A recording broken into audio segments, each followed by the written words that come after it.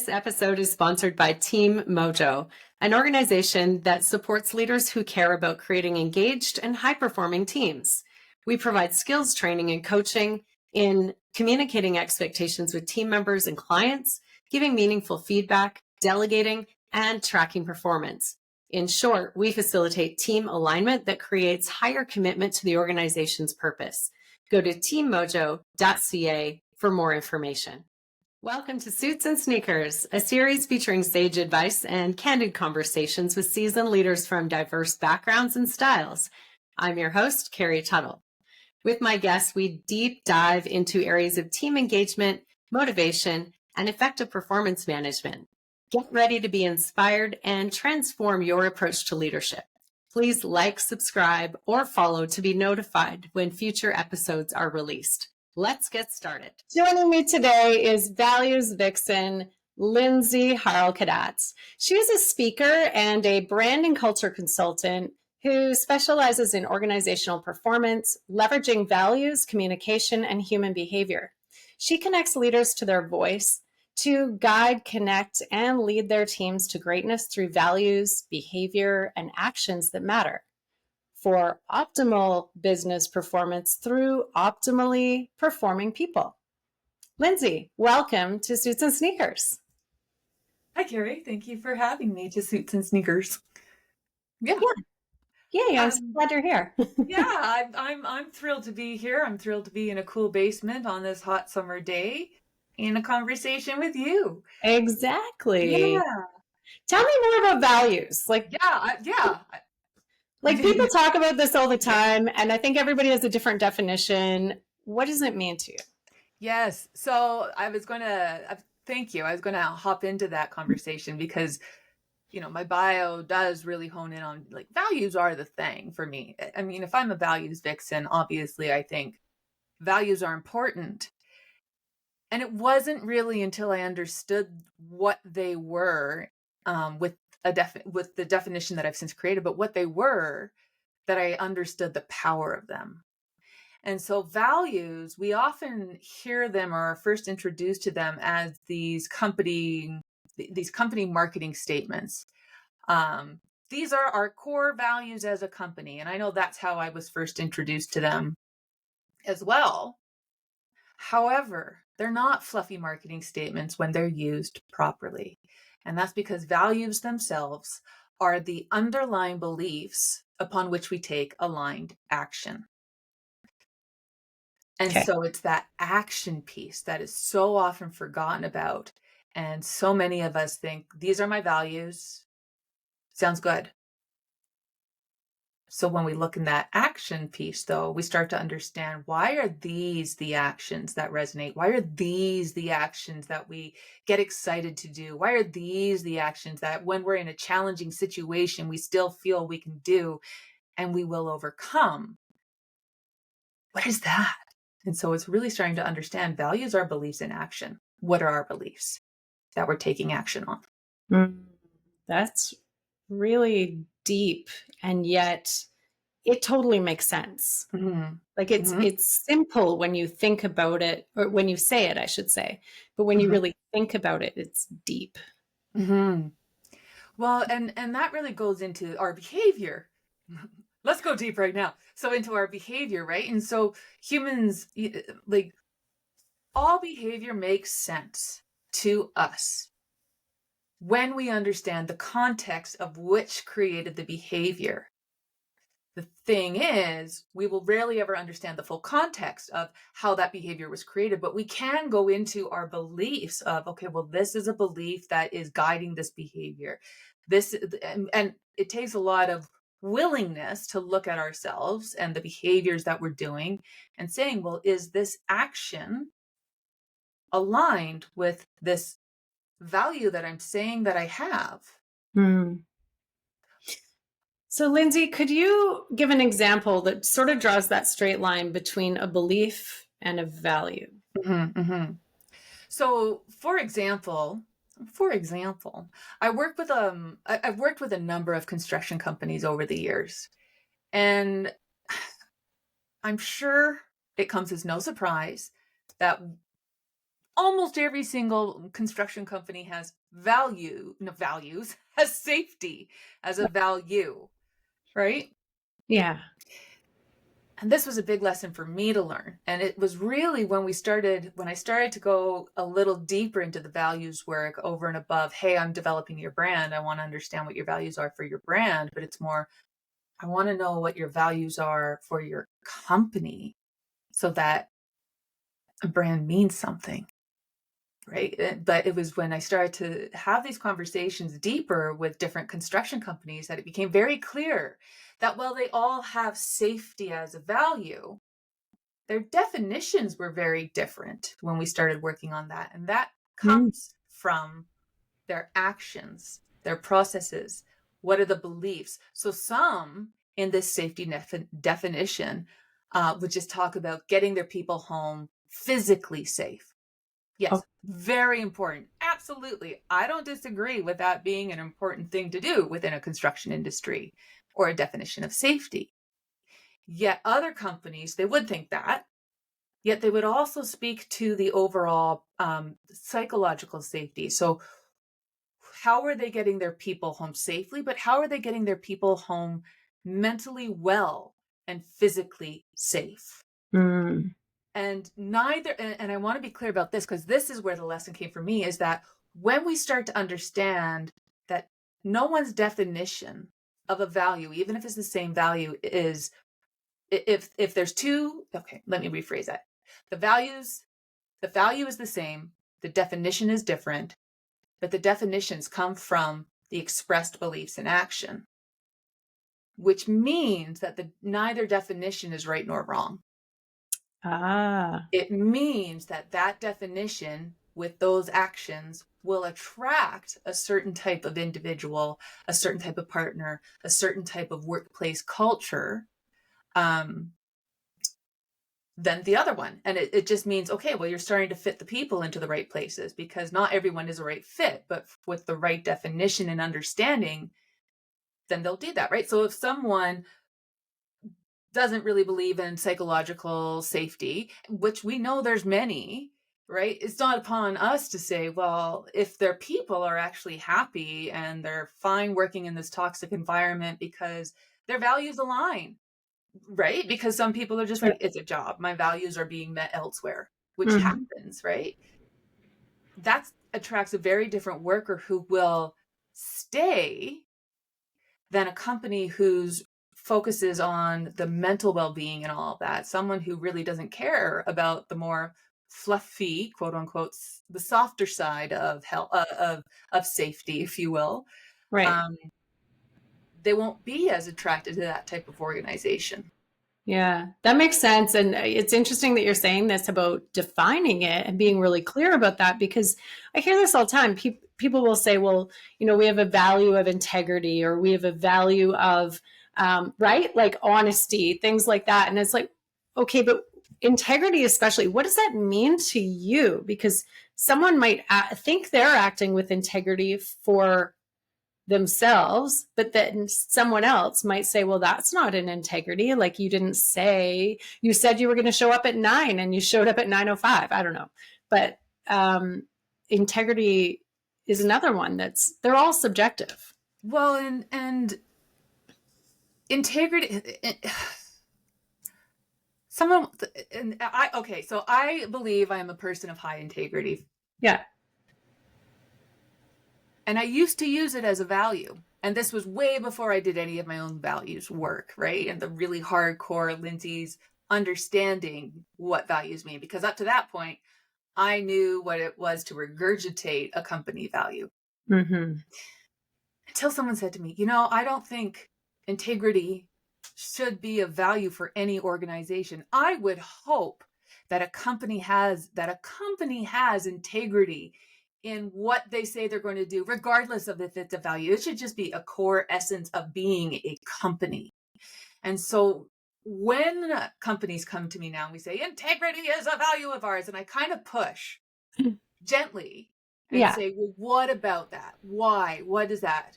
And then, and so, I mean, it still may be that integrity is the value, but it comes down to that definition and being so clear on what that definition is. Mm-hmm. Because honestly, if the definition is we say what we're going to do when we say we're going to do it, I'm sorry, you're in business. Is that, something that's up for debate? Great point. So it's just that, so even with integrity, that's why I was like, Yeah. that we're going to have this little conversation, because I Sorry. know a lot of others who think this way as I Yeah. do too. And then a dear friend of mine, she's like, but integrity is a value of my company. And I went to her website and I looked at Yeah. the definition and I was like, well, absolutely, that makes sense based on your definition. Right? Because it talked about like these very clear definitions and beliefs that were behind it. Okay, very cool. I took you down a rabbit hole, I know, but I think it's good, because a lot of times people, when they think about values exercises or values work, yes, they think, okay, fine, we can argue over words, we can get out the thesaurus, we can, like put down the words, but words matter. Oof, yes, I've made some notes too, and that's one of them that I've said is Really?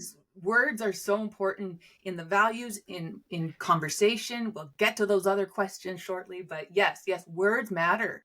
Yeah. And not just the word, but understanding what that word means to everybody. Yeah. I know you are a lover of words. So, I think there's nobody better to guide somebody through that process. What have you noticed as far as like what happens when companies aren't clear on their values? Well, that's pretty simple. I mean, I'll come at it from like a more HR type perspective, because these are where real harm, this is where real hurt can happen on the bottom line, right? Is you'll make poor decisions, often very costly decisions, simply because you didn't know which decision was the right one for you based on your values. And so you weren't looking inward at your values to guide business decisions, you were looking externally. And that takes us down rabbit holes. That takes us to the shiny squirrels. The shiny squirrels? It takes us to those shiny squirrels, I tell you. And those shiny squirrels are just Cubert zirconias. Like what happens is that you actually have less engagement with your people because, I mean, your values become kind of a joke. People make fun of them. Your retention drops because people don't know what they're working for. There's increased absenteeism. But the thing is, when you start to align your values, when the leadership team, and it does have to start with the leadership team, when the leadership team gets super duper aligned on the collective values of the organization, and I think that's important to remember, is that it's a collective values, is that the people are more engaged. They know why they're there. They're more productive. They're excited to be there because you've been able to tap into a belief that motivates them. Motivates, not motivates. My golly. And people then can start to really understand how they're seemingly disconnected to the overall vision of the company role.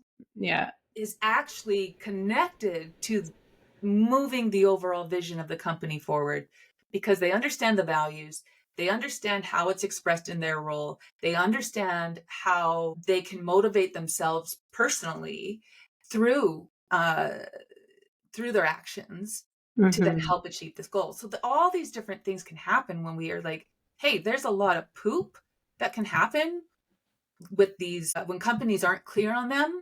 And when companies are misaligned in their company values, I always say that a company, if a company's brand is misaligned, the mental wellness of their company is off. You've got a problem.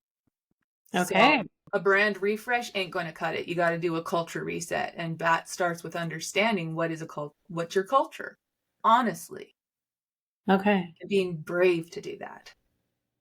Oh my gosh. I'm thinking, I know. my brain is going to explode, but in a really good way. So if I think of like a company who's not clear on their values, going back to that sort of question, because sometimes it's easier to see what's not working. And then that's a contrast to, because otherwise we would fool ourselves into thinking, well, I'm doing it right. Right. And so the negative, or like the examples of not is sometimes easier to grab onto. And so I think of companies that the culture is not aligned with the values they want to represent, let's say outwardly to their customers.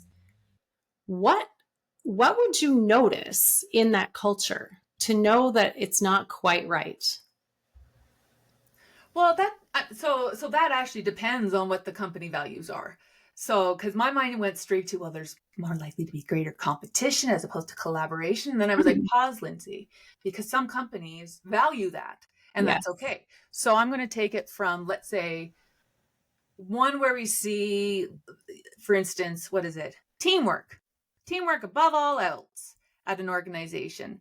Because teamwork is more often than not a very common value that I've come across in organizations.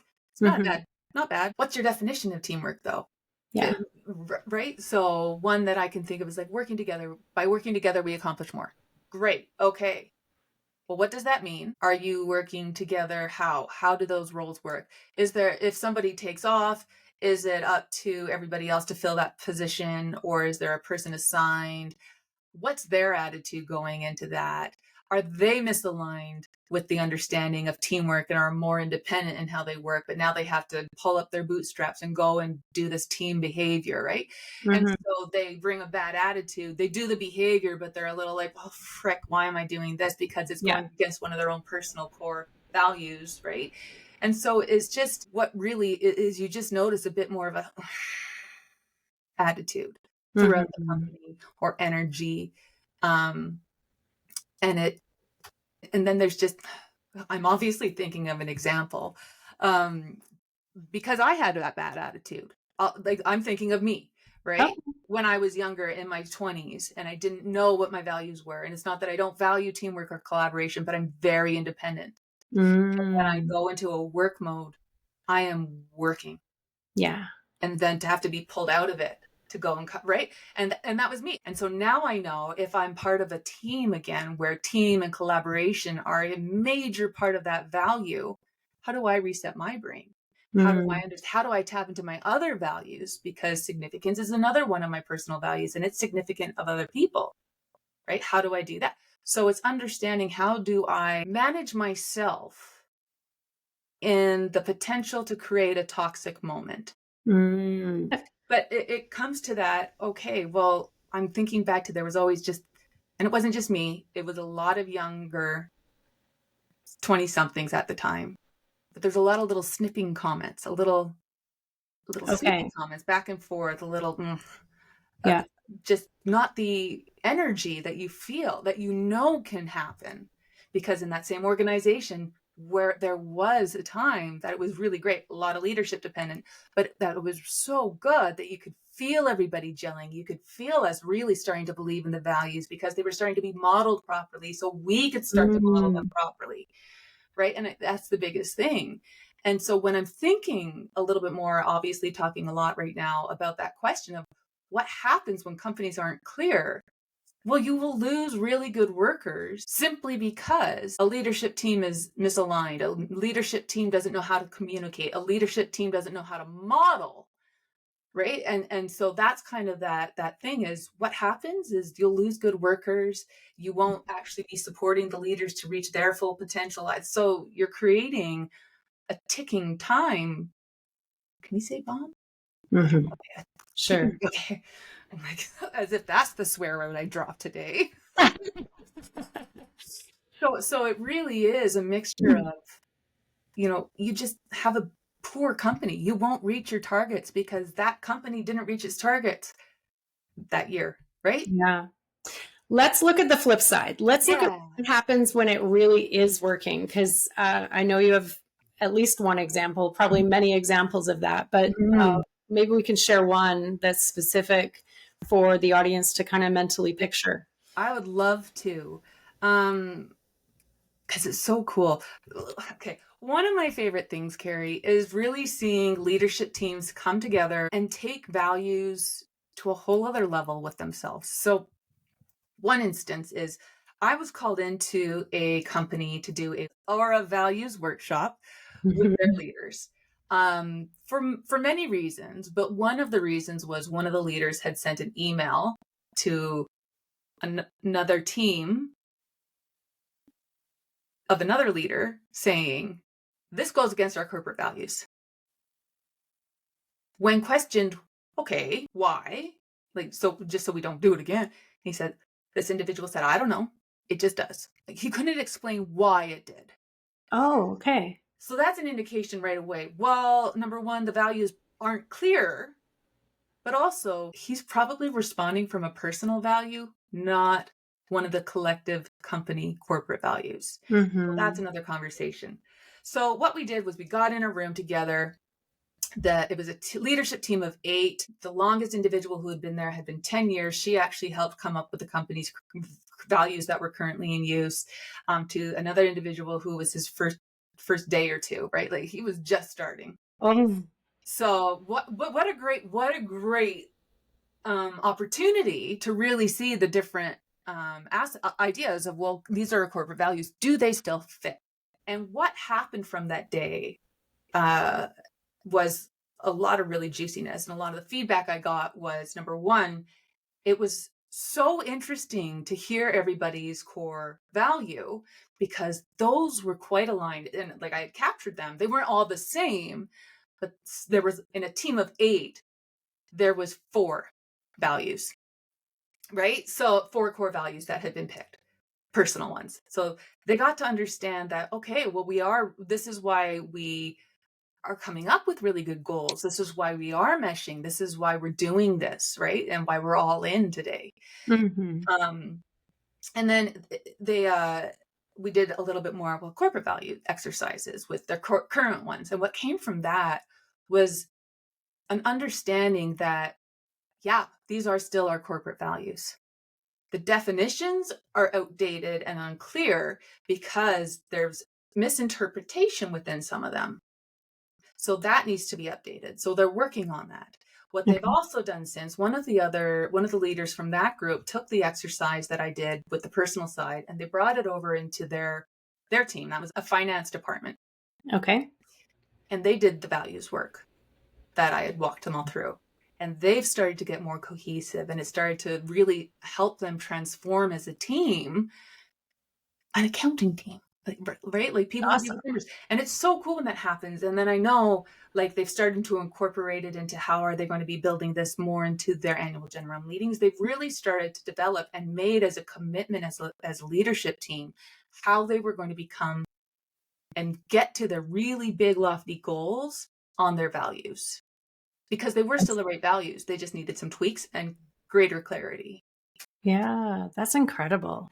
How has that helped them achieve some of the internal goals that they have? One of the bigger, I mean, I haven't heard too much about that, but from the shares that I have had, and that was a couple of weeks back, is that it's better. I'm like, it's they understand each other better now. That was the biggest thing, is that they by getting to understand what each individual's personal values were, or at least the one personal core value. I'm not sure what this hand motion is, but I'm doing it. It helped them to better understand each other and what what's motivating that person. And that goes to values and motivation, a whole other conversation. But what is motivating this person? So that, combined with the disc styles, because they all had their individual ones, they're able to start understanding, how do I communicate to this person more? Oh, if this person's coming up at it with this much emotion, because emotions and values are so intricate. Yeah, Intimate. totally. Like, as leaders, they can pause and say, okay, so why doesn't this fit with our values? What's going on? Tell me more. Okay, so what else is happening? What else can we do? Right? Like, you can get a little bit more curious, because you're starting to understand why this person might have had this emotion, this stronger, intense reaction to something. That is amazing. So, as a new leader, let's say you join the organization, you see the company values over there on the wall, and you're wondering, okay, what does that mean? Because often when you start, there's not like a huge onboarding with most organizations that explain where they're coming from. They might give you a sheet on the history, but where did those values that are on the wall come from? Yeah. So how would a new leader find that out? I mean, conversation is the first way, plain and simple, right? Which is hard sometimes, but so this comes to a few things. So you can start right back in the interview process, right? Most companies have their values, what is that? Posted, posted somewhere. If not, you can find it. You can typically find it. You can typically tell just by the websites or feedback, right? So you can go and do research on the company yourself, and not just for the good reviews. But if you know what that company's values are and what they're stated on the website, you can ask questions around that and say, like, hey, okay, teamwork. We're going to go with that one. I'm stuck on it today. So teamwork comes up as a value of your company's. Great. So can you tell me how teamwork is celebrated here as an organization? What would be expected of me? How can I help to support the value? What does that mean? How have you found this value as dear interviewer? Tell me a story when you found it hard to live the value. Like, is it hard to live the values here? So you can really start. So if you're, and that's assuming if you're interviewing for a leadership role, you'll be interviewing with other leaders, assuming, or right there's that level of this should be the conversation. Yeah. If you're interviewing as a leader, it's not about can you do the job. Of course, you'll be able to do the job. Anybody can do any job when given the right tools and environment and belief and support. What we get asked as interviewees is, do you have integrity in your stated values? Tell me how. Does everybody have these stories? So that's more in the interview process. Now, if you're because you're right, when you're onboarding, it's like, here's our values. Go live by them. Great. Makes it sound so easy. It's so easy, but and that's the thing too, is like I've worked in my young 20s, like, I don't know, in my mid 20s for a company, and I can regurgitate the values definitions. I have zero clue what they look like, right? So it's that, okay, so when you're onboarding, don't just give it in a document, but make it an ongoing, engaging conversation. So for instance, sit down with them and say, these are the values that are really important to us. Here's some stories. Here's where they've gotten us over challenging times. Here's what we've had to do. Here's what we mean. Here's the definitions. Yeah, but here's what they mean. And so over the next 3 months, or over the next month, let's see how you can go and start, learning more about what these values mean to other leaders in the organization, to other people. Sit down with your team, your new team, and ask them, hey, these are the values. Let's as a team understand what does each of these ones mean to us, and how are we now going to turn it into action in our team. Yeah, that's huge. And I think for new leaders also, or even just a leader forming a new team, what a great exercise to take your team through to really understand what motivates them and like why they do what they do in the way they do it. So I was out for a walk. I was out for a walk this morning with the individual who organized the Women's President Organization Speaker Spotlight in June that I was at.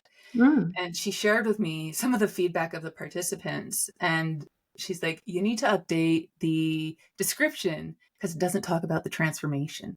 Because I got a number of emails about the transformation of just a simple values exercise but she got feedback from all the attendees. And one of them was took the exercise that we did in our time together, and she went and she did it with her whole team, her whole company, a small team of like 15.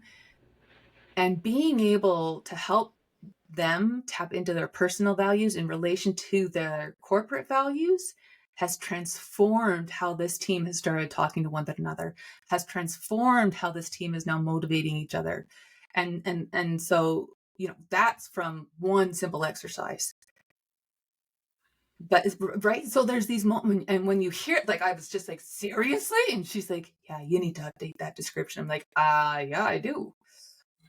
Right? But to hear the transformation of people simply Mhm. because they're coming together, having conversations about these are our beliefs upon which we take aligned action that Mhm. set the tone for how we act as an organization. I mean, it's amazing what can happen. And then people either buy in or buy out. And that's Yeah. okay if they select out. If they're like, you know what, I don't like where the direction of this is going. Okay. Yeah. Okay. Everyone else is on board though. Yeah. And that's what you want, is you want the people who are on board because they're aligned. Because a The other company is a thing, collective. It's like what's good, and that sounds very what's good for the collective, but it's an organization. yeah. I mean, yeah. Well, and what a great way to attach more meaning to the Mhm. work that you do every day. Because the Yeah. problem is, all of us have those moments, or maybe long moments, where we feel like we're on a bit of a hamster wheel Mhm. and we're just doing the things and like doing all the tasks and our to-do list. But to know that what you do every day contributes to, for example, the team, and the team contributes to the community, and the community contributes to whatever impact it is that you want to have, Mhm. Mhm. makes it more interesting and exciting and invigorating to be at work every day. Well, and you you and I, we both know our fair share of sales individuals. Yes. And I don't know about the individuals in your world who do sales, but the ones in my world hate putting something into our CRM. It is the bane of their existence. The absolute worst thing in the world to do is to have to sit still and enter information into a CRM. What a pointless use of time. However, by taking that moment to put all that information into the CRM, you're actually supporting your customer better, because the operations team or whoever's delivering the service that you promised has all that they need. They can do it in a faster time. They are more likely, just from sometimes we do things for people because we like them and they do think right. So, I love Joe. Joe always enters everything so perfectly. His are easy, they're a breeze, I'll get it done. And then that goes to the customer, and the customer's like, whoa, that was fantastic. Reaches out to Joe. Joe, I love this. I want to expand my business. Now, that is obviously simplified. But the Yeah. thing is, Joe doing that bane of his existence, that tying it to, well, what is this actually contributing to? And why does that matter to me? Well, maybe you'll get more sales commission, which then allows you to then pay for, your child's university a little more. I don't know, right? I don't know what your driver is, Joe. But it's okay. Well, here's that dot. Yeah. You have to do it because of this is what it does. Yeah. It's that waterfall effect, right? Mm-hmm, mm-hmm. Yeah. How it affects everybody in the organization. Okay, I got to know, how did you get into values work? Therapy. Um, I mean, I say that half jokingly, half not. Yeah.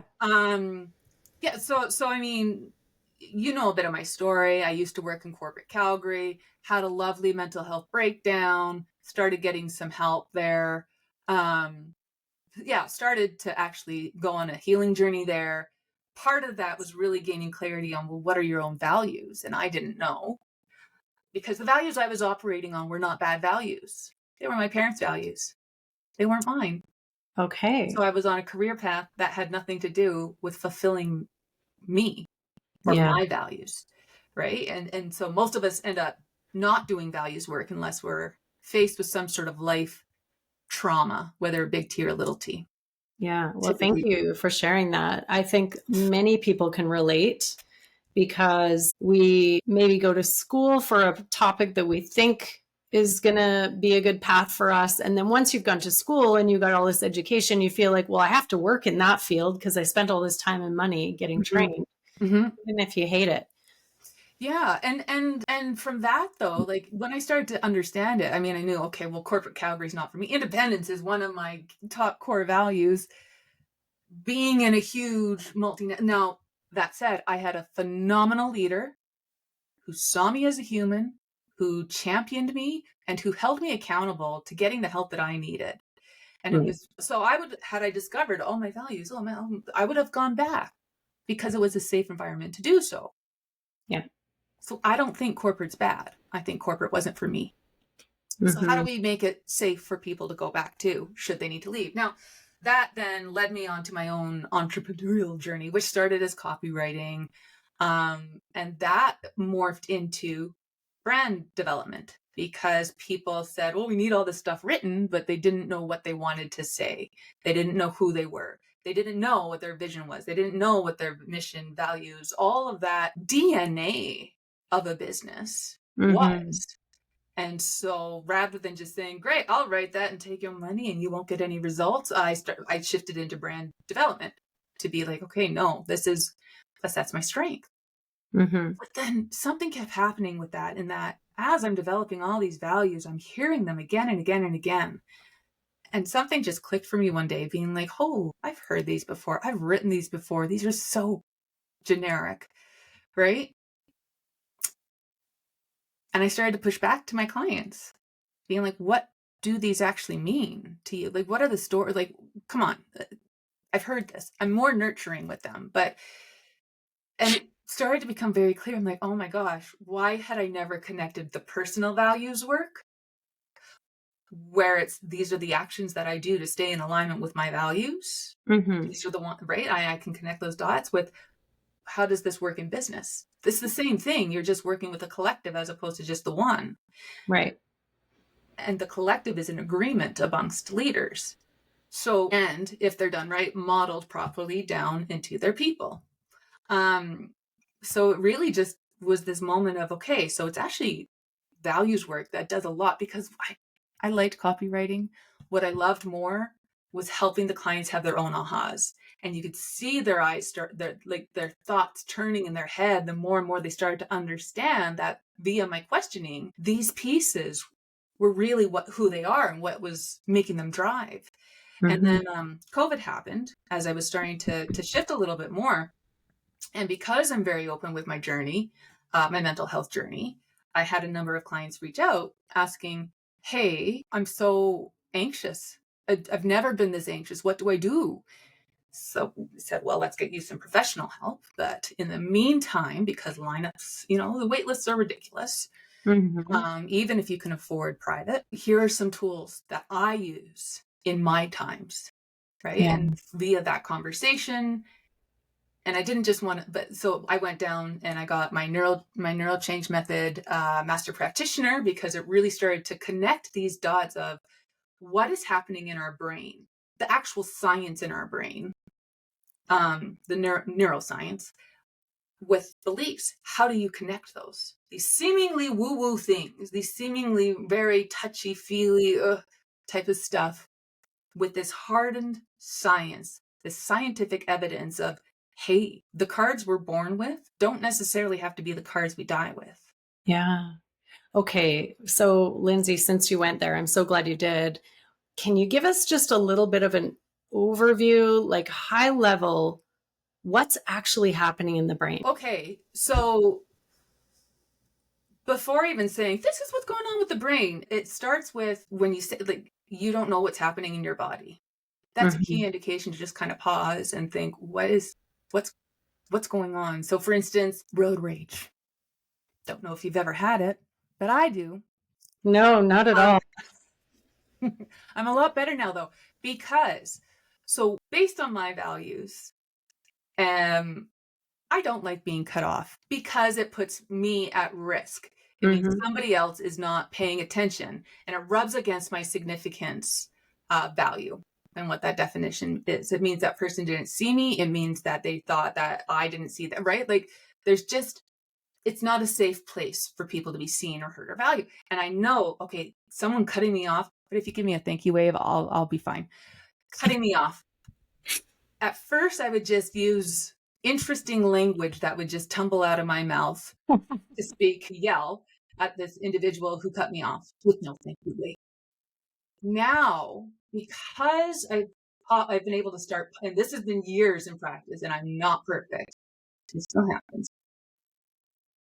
When someone cuts me off and I get that rush, I can pause. And rather than having the interesting statements that flood out of my mouth that people have said they should have popcorn to be able to listen to it, I think I'm getting this rush of emotion through my body of anger, of frustration, and other things.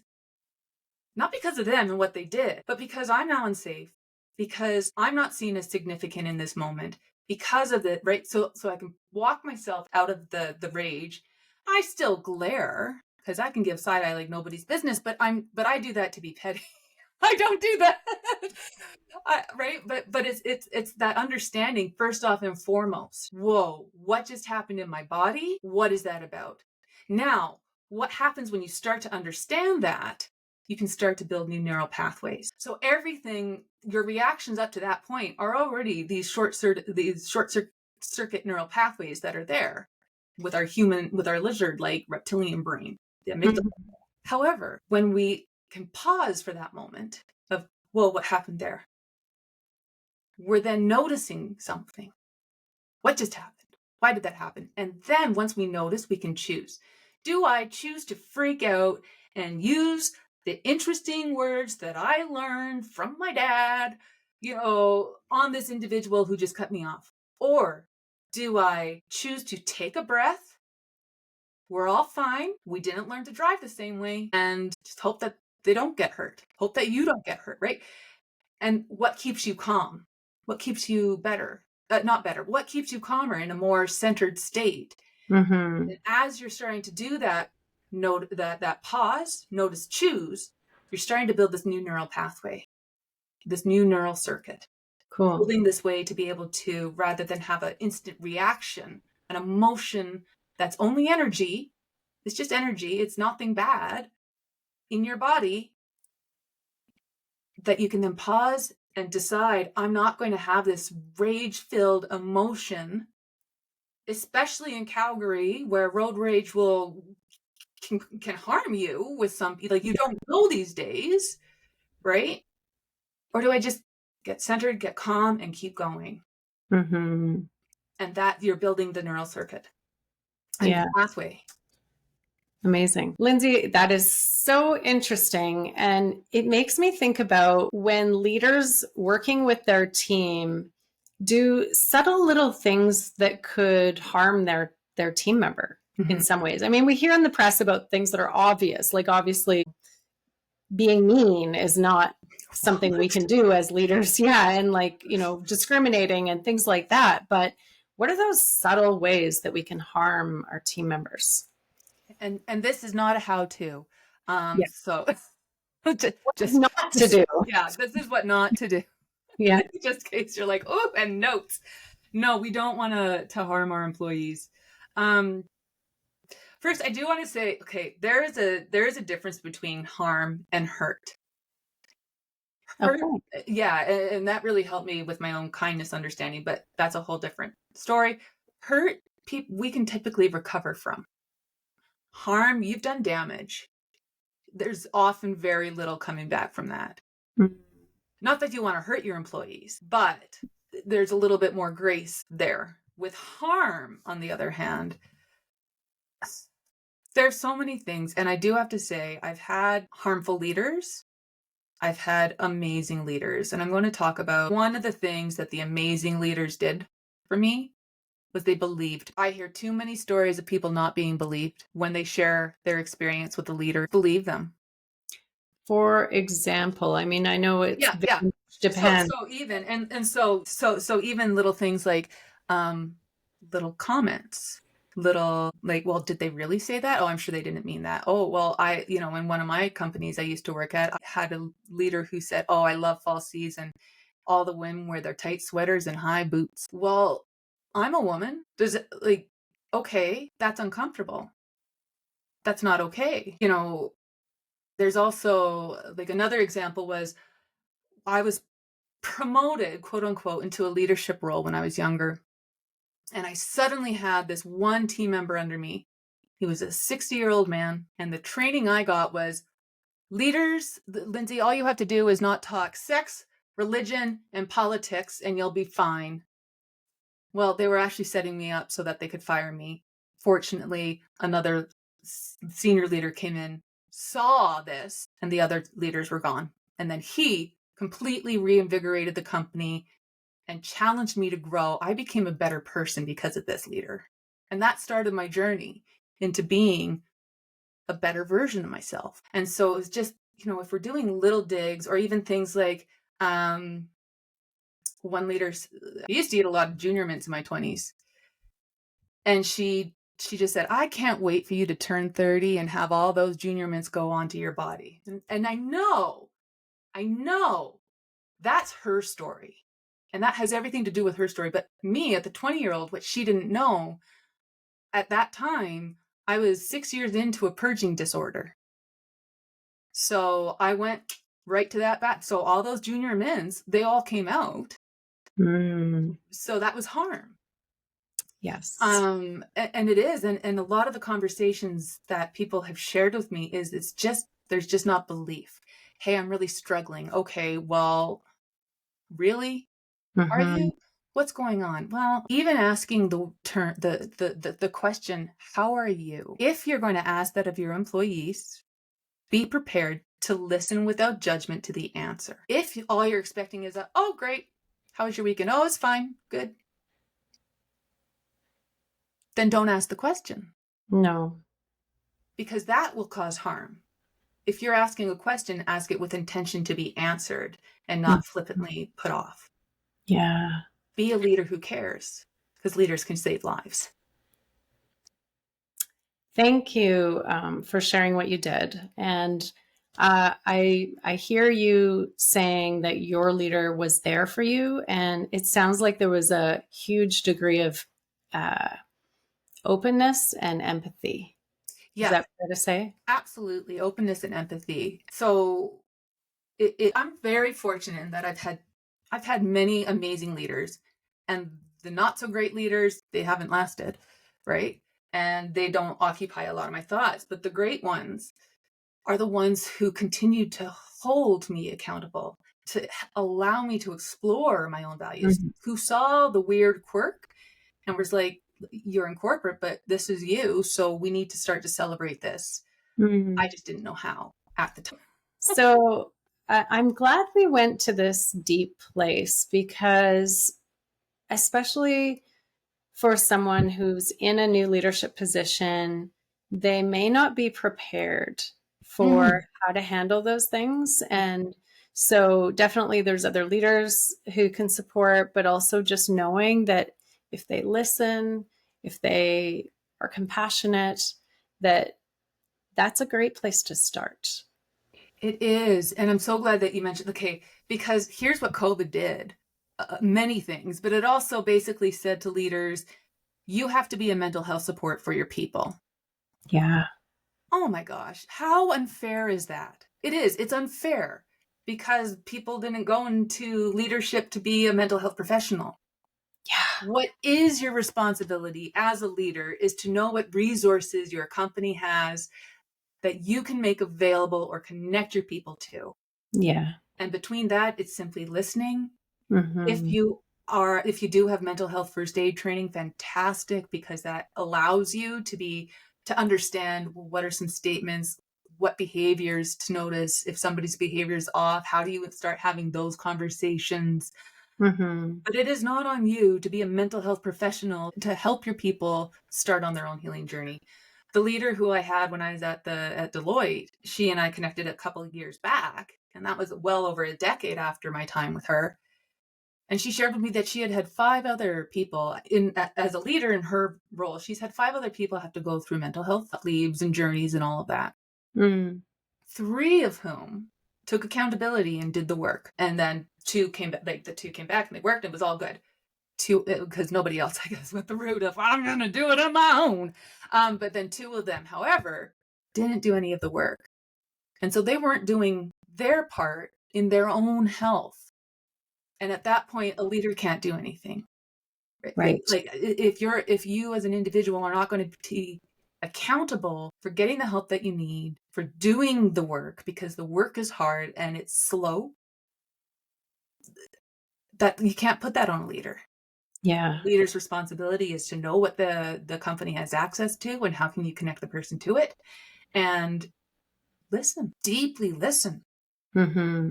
right? And just help the person explore their own thoughts, Yeah. as opposed to here's my thoughts about you in this mental health world. Mm-hmm. It's a different frame.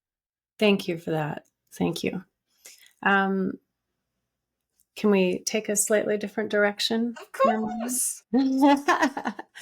I know you do quite a bit of public speaking about a variety of topics, definitely values and some other things as well. Public speaking is kind of scary. And so how did you decide to put yourself out there that way and take that plunge? I don't know. I think so I grew up doing musical theater and singing and performing and all of that. So being on a stage isn't hard. Being Okay. myself on stage was what was really hard when I first started. Um, Mhm. I don't know. I think it was in 2014. I was asked to do a presentation on brain tricks for website content. Not went well. And then it really happened though. So in 2016, I wrote Depression, Constipation, How Pooping Saved My Sanity and Other Stories. And that was really the start of my sharing of here's my journey. And from that came a speaking opportunity with Creative Mornings on, well, how do you work with your brain and you're running a business and you get hit with a depressive wave? Okay. How do you, particularly because for me, my depression takes on a very physical form with tinnitus, where I get this loud ringing. I have a stutter. And so loud ringing where I can't hear a client and I'm stuttering, but I can't even think to be able to, it's how do you do that? How do you keep your business going when you can barely keep your brain going? And that just kind of led into more speaking on these harder topics. Mm-hmm. But, you know, for me, and I know my purpose now, and my purpose is to bring light to the dark without making light of the dark. And so that is on, anxiety and stuff. But for me, it's on values. I mean, values are such a bright light when we really allow them to be. How do Mm-hmm. we use them more? And how do we stop making them a joke for a company? A Yeah. joke for our people to be like, yeah, okay, yeah, those are our values, sure. Okay. Right. And it just has kind of taken off from there, because it's this ability to watch and engage with an audience who is engaged and listening and starting to do the work in the moment. Mm-hmm. Love it. And you see them transform. It's fantastic. Yeah. And to just be a wee part of that in a person's journey is amazing. That's huge. Yeah. So that's how I got started. That's awesome. That's Someone amazing. asked. I said, sure. I'd like more asks. Just throwing it out there. There you Throwing it go. out there. Why not? I'm really funny and thoughtful. And brave, I must say. So brave. Mm. When you think about young Lindsay starting this leadership journey, what advice would you give to your younger self? You can't lead like anybody else. What I mean by that is, yes, you can look to other leaders to see how they do things, but at the end of the day, you'll be the best leader that you can be when you understand yourself. When you don't model yourself or mimic yourself around another being, but when you take that time to pause and do the self-reflection needed, that allows you to say things like, I don't know. I don't have the answer for that. Or simply sit back and say, well, tell me more. Let's explore your thought. Oh, something happened that rubbed up against me. Okay, I'm going to have to note that later. Otherwise, I'm going to take it out on this person and I'm going to break trust with them. Right? Mm-hmm. So it's really get to know who you are. Do the self-reflection. Understand the emotions that happen throughout the day in your body and why they do. So that when you're working with other people, you allow them to do the same, and they will then also become great workers with you or go on to do great things. Or if you get moved to another department, they will want to come to your department. I've seen that happen, right? good workers follow great leaders. Yeah. So why would you not want to just be great in your way? Yeah. Wow. So many deep thoughts. And, I think a lot of leaders do try to model after what they thought were good qualities from another leader. And Yep. there's nothing wrong with that as long as you're doing it in your own way. Exactly.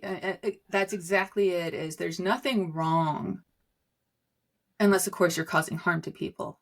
That's another conversation. But assuming that you're wanting to be a really positive, people-focused, human-centered leader that wants to get people's performances to be optimally done. Oh my gosh, blah, blah, blah, that's not a statement. You do it as you, because people can tell when you're putting on an air. We can. Mm-hmm. And it's disingenuous. But when you're genuine and, hey, I'm modeling myself on this. This is what it feels right to me. This is what it's aligned for me. And I can be confident in it and grow in it. Mm-hmm. Then that's you. But it's not going to be you might be modeling after someone, but it will not be the way they've done it ever. Yeah. Because you have an entire context of experience of yourself leading you up to this moment. And you're interpreting things through your eyes. Yeah, definitely. Love it. All right. Is there anything else you would like to share with the audience? Do your values, babies. Honestly, I mean, if you're going to be a leader, it is important to do your personal values work and so that you can understand your corporate values better.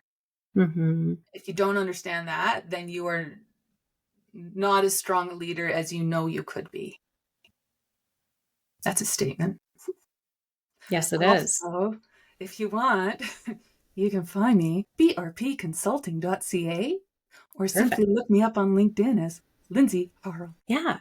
And we'll put those in the show notes as well. We'll put those links there so people can find you if they want more information about how to do this values work and where to even start. So thank you so much, Lindsay, for being here. I really appreciate you and all of your honesty. Like, it's refreshing. It really is.